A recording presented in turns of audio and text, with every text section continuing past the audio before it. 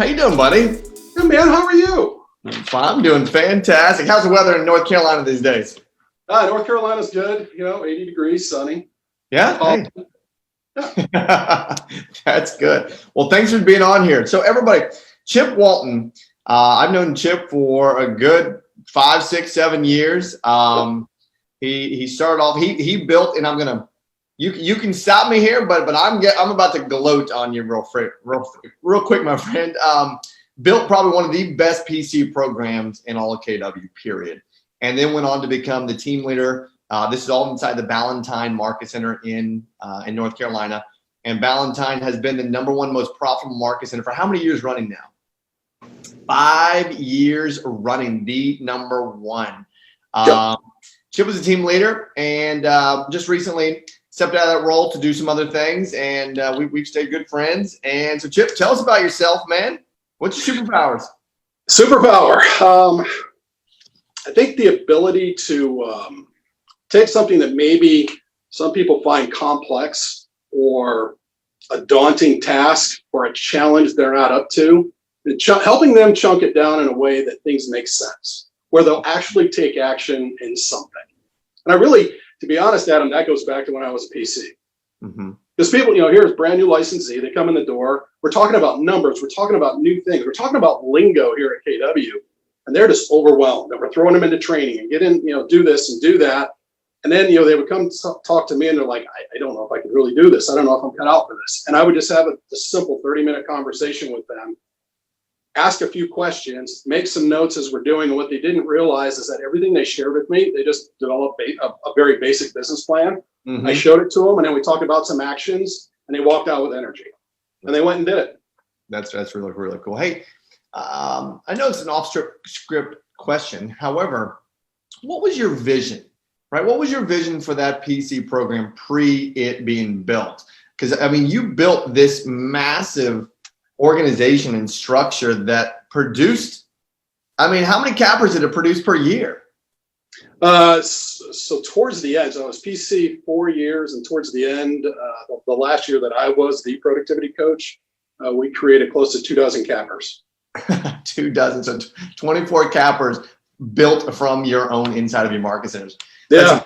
Well, walk through that vision real quick. What were you envisioning? For 4 years, you saw this and you brought it to fruition. What did it look like? You're going to hate this. Tell me. I didn't have one.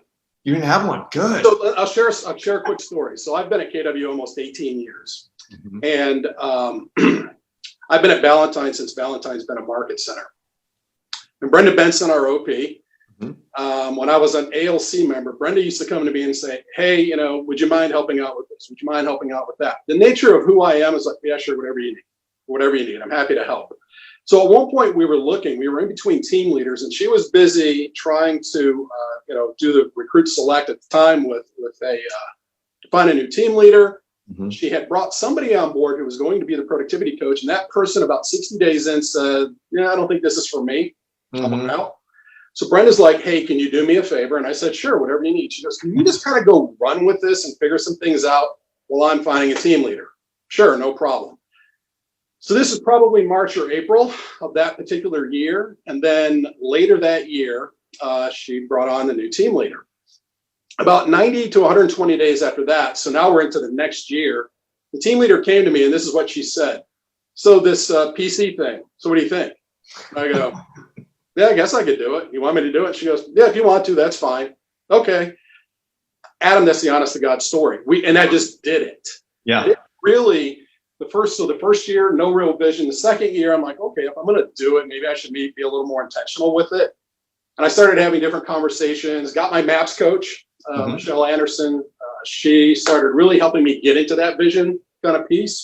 Yep. And then we started building some models and some goals. And next thing you know, here we go. Got the #1 program. Man, that's incredible. And #1, you #1 for 5 years, man. That's incredible. So walk us through now this mindset, right? Well, let's back up. So now what are you doing? So as a director of productivity, what I did, as you said, January 1st, I stepped down as team leader at Ballantyne because an opportunity was presented to me to, first of all, let me share this. What we were realizing is that there's two things here. All of us as leaders, in our market centers, we have to remember that we're the biggest real estate sales team that's probably in our towns or our cities. Mhm. And as the leader of the time for 5 years of that number one sales team in Charlotte, here's what I got to realize. Towards the end, I was trying to do two things, and I was doing them kind of I was running a PC program because some people had taken advantage of opportunities and moved on to other things. So I stepped back in trying to run that, and I was also, the team leader. So I'm trying to maintain the consistency with the recruiting appointments and the quality of the recruiting appointments. And what I was doing is I was doing both of them equally average. Gotcha. So I decided to split the role. The reality of it is, so January 1st, what happened is that I stepped into what we're calling director of productivity. Really, I went back into really focusing in on mainly PC, but technically I still am doing a little bit of the assistant team leader role by helping with some of the market share recruiting. Gotcha. I just don't have full responsibility of the full set of numbers. Yeah. Now you've been in that. Clearly, you've been in a leadership position for a long time. You are a born leader. Yes. And including ALC, probably 15 plus years. Exactly. Walk us through that. So you're still in this leadership role. You're still a leader, and we're now in a unique time in our environments, in our worlds, where it can be challenging, right? So walk us through what does Chip Walton do, not only for himself, but for his people in that leadership space to stay real and authentic and not come off as this wannabe leader bozo that isn't authentic. What do you do? The reality of it is not a lot changed. We, about 2.5 weeks ago, we got the kind of stay-at-home order here in our county. Mm-hmm. And real estate is not deemed, only portions of real estate are deemed essential, not the brokerage part. Mm-hmm. So we had to adjust to some things. And to be honest, I was a little bit concerned because I've never been one who was really productive working from home. Even, my sales days, not my strength. Home is home and it's way too comfortable. There's too much fun toys and things to do at home. Mm-hmm, right. I was a little bit concerned about that. But what I realized I had to do is that the one thing that always provided me success was a really disciplined time block schedule. Mm-hmm. And as long as I stayed on that time block schedule, I should be okay. So, for example, I normally get to the office at about 6 in the morning. Now I get to the office at 6 in the morning. The difference is I don't have a commute. My commute is downstairs. And I follow the same routines that I would if I had gotten up and physically driven to the office and started my day at 6 a.m. Yeah. My first coaching call begins at 7:30 every morning. So there's a lot of things I need to do to prep my day. I do a lot of reading. And typically I do read a lot of books, and I'll get to that in just a second. Right now, I'm just reading a lot of material. I'm reading more informational things that are shorter that I can pull true data from, not made up opinions or whatever. I want real information because what I have to do as a leader is I have to be genuine enough to be able to show them, number one, I'm willing to improve my own skill and mindset and thought process, number one, but also chunk things down and interpret it in a way that they can utilize this now as knowledge and take action on it. Oh, that's good. And so with that, so give us an example. What's some short, real info that you're reading? A lot of blogs. So, for example, what I'm doing right now, of course, I'm listening to anytime we can get in front of Gary or Jay or any of our KWRI leaders out there, mm-hmm. or regional leaders. I'm 100% listening to them, but I'm also listening to things outside of real estate. So, for example, Jamie Dimon, he's the CEO of JP Morgan Chase. Mm-hmm. His bank went through the economic crisis in 2008, right? Yeah. He's still a CEO of a major bank, and there's some things we can probably learn from what he has experienced in that prior economic crisis. Yeah. Warren Buffett, Mark Cuban. I even read an article the other day from a guy who is he's a partner in a hedge fund, and he wrote this article about Steve Jobs, and he was talking about Steve Jobs leading in crisis.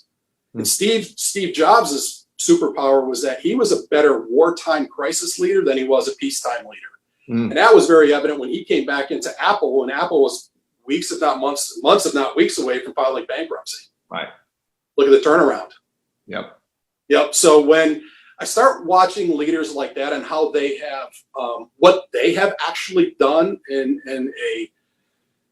a rapidly changing market or industry, those are the types of leaders I want to learn from.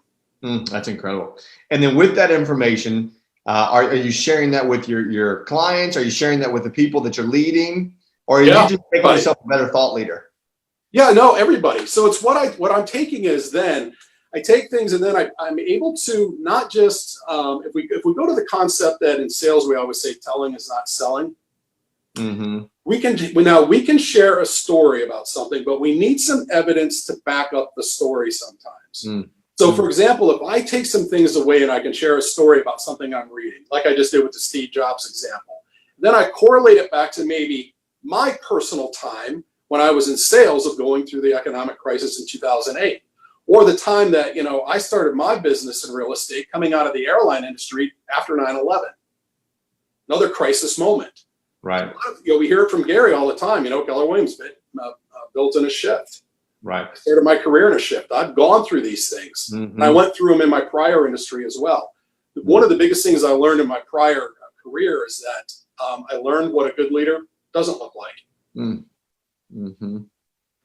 So while it might not have been a great experience all the time, sometimes in management in that industry, I still learned a lot and took a lot away from it at the time. That's good. So let's go down to your daily routine, right? So we heard you say that you're still up at 6 a.m. Your first call's at 7:30.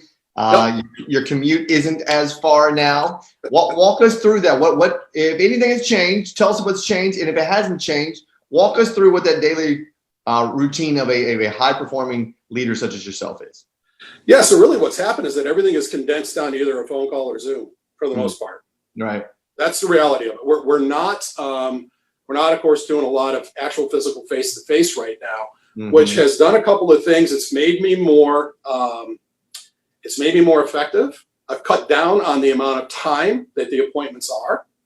And if there's a gift of the shift, one of the things that I've been able to do is last week, a lot of my calls over the phone, we have a big neighborhood that we live in, and I can go out and easily walk and really not encounter anybody. So we're social distancing. Last week, I walked 23 miles on those calls. Wow. I'm going to take that as a gift from the shift, and I'm going to use that to better myself. It goes right back to the self-care thing. We make care calls too, just like everybody else has been saying. This is part of my own, self-care routine now. Wow. That's incredible. 23 miles. That's really good, my friend. Okay. Then I come home in the hot tub, so it's all good. Oh, that's funny. So let's now transition to recruiting, right? Yeah. No, you are a big recruiter. Clearly, you recruited people into your PC program. You recruited people into the market center. You're still recruiting at a high level. Yep. What about recruiting brings Chip Walton energy? So when I first became a team leader, away from a productivity coach to a team leader, my first mindset thought was this: holy cow, I have never recruited anybody. What the heck am I going to do? What have I just done? What was I thinking? And what I had to do is really quickly shift my thinking. And here's the shift I made. Well, here's the reality. Are these really recruiting appointments? Or for me, are they going to be more kind of coaching consultations? Because, people are here, they want to get to somewhere else. There's a gap in between. We identify it, we apply, tools, resources, models, systems, and we help them grow. Right. So right away, my recruiting appointments really became coaching appointments. Now, it's funny what Alexis was saying when she said, and you brought it up too, that kind of fear of rejection. Right. I'll put a couple of things into context for everybody. In the 5 years I was team leader, I was over 2,000 times. Nice. But so there's a number, right? And people are going, God, 2,000 times. How the heck were you successful? So here's the reality. I had over 3,100 recruiting appointments and recruited almost 1,100 people. Wow. So the ratios are there. The conversion is there, but it's that rejection piece that we sometimes overlook. And we don't get power from that. We have to remember, because if you're rejected over 2,000 times in this example, but you keep showing up, you keep doing the job, because that there's still those 1,100 people out there that raise their hand and say, yes, I want your help. To me, that's a win. And we can always look at improving that, but that's the win we'll take right away. Yeah. So it was actually setting the appointment, holding the appointment, and then actually helping someone get to where it is they were looking to grow to. That's it. That's what brought you energy. That's fantastic. Let's stay on that for 1 second, because I'm sure we have some people on here that are either new in the recruiting role or aren't having a lot of success in that recruiting role. How long did it take for that mindset to shift from recruiting to then actual, this is a coaching consulting session? About 3 days. You know my OP very well. I do, yeah.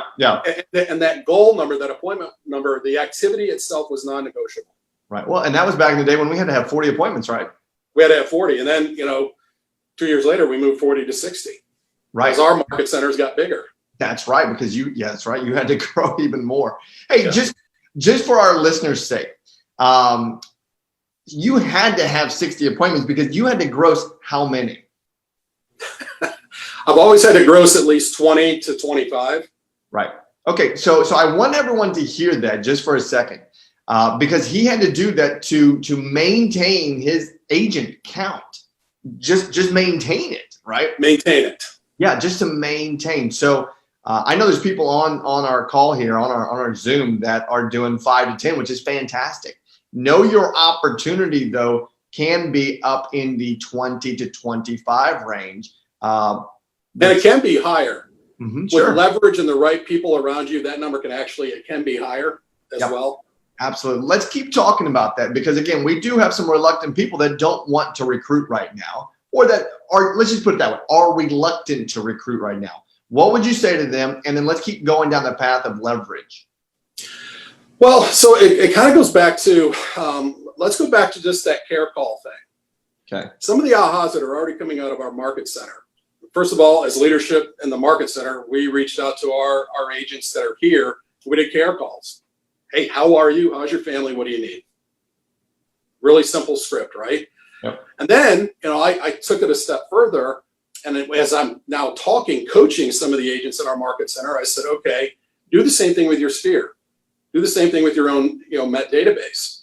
Go out and use that same exact script.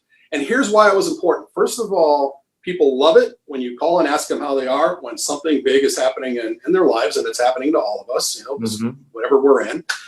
And then the other thing is that it's also going to feed you, and it's going to feed you because you simply took the act of caring about somebody, number one. But you're going to be amazed at how many times people are going to ask you the same thing, that question back. Sure. And that's going to feed your energy as well. So if you do the care calls, it matters. Now, here's what we started doing after we did it internally, and then we had them start doing it externally. This week I moved into, hey, do me a favor. Would you guys, again, agents I coach, I said, would you do me a favor? Would you go out and do the same thing you just did with your Met database last week? Would you go do it with your cross-sell agents that you did a transaction with last year? See, they're already conditioned for it now. Right. They're already used to doing it.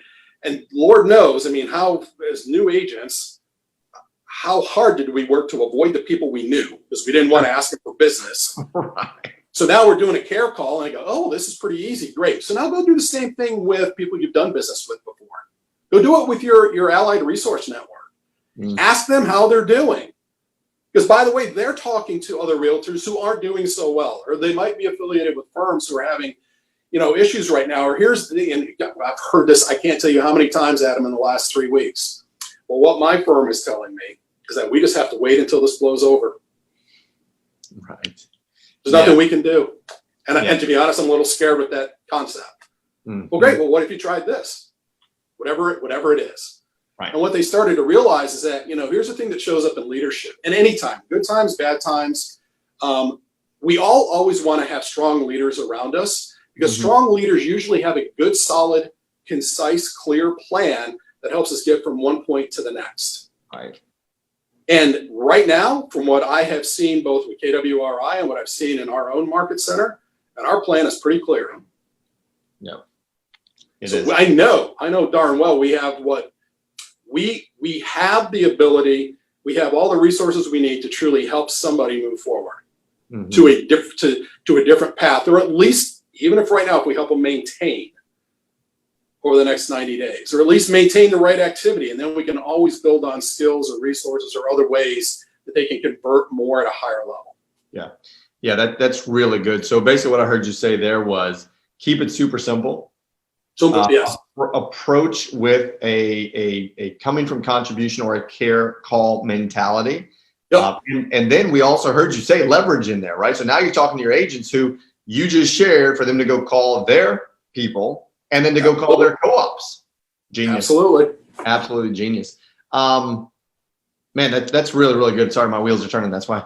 I'm thinking about some action items. Okay, good. So we heard, hey, what would you say to someone that again, we want them to be human right now in their scripts. We want them to show up as someone that can come from contribution and give some value. If someone wants to practice something like that, right? Because again, these are still scripts. Some of these are scripts. We know we have to come from the heart. Yep.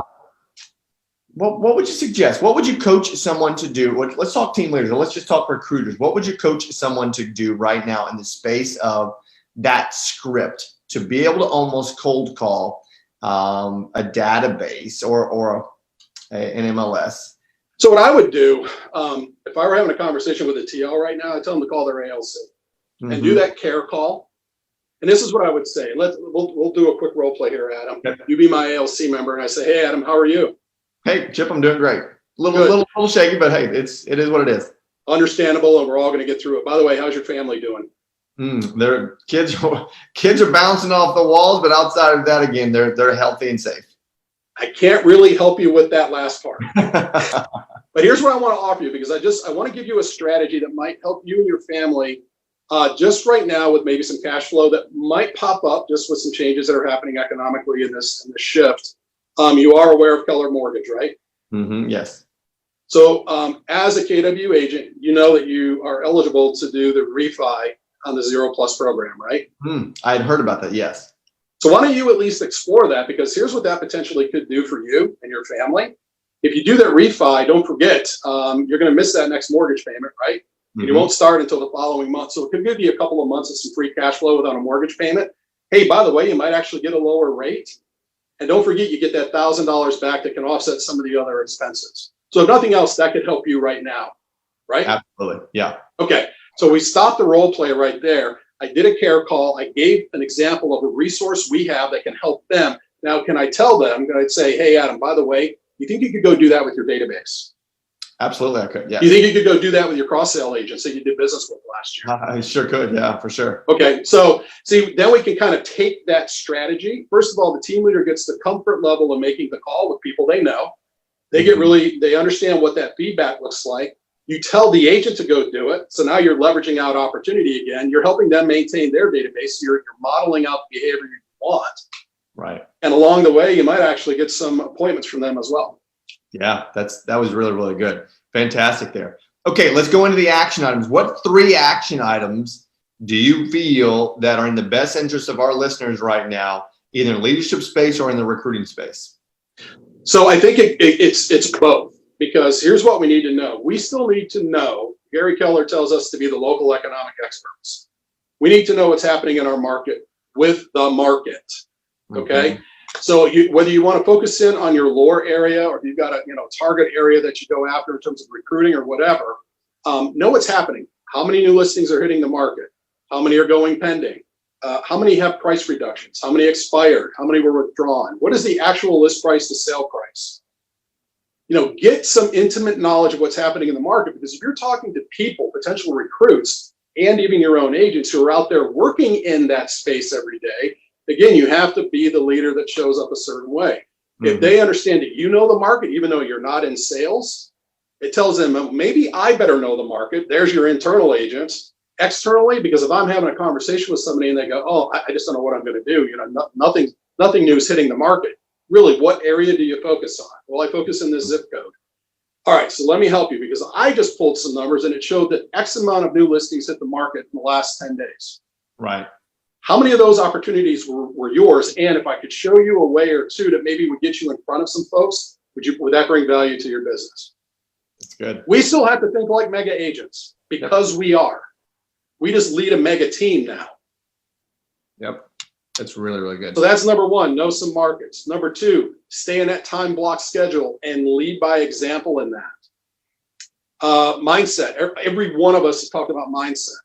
I think staying focused with your time block schedule helps with your mindset.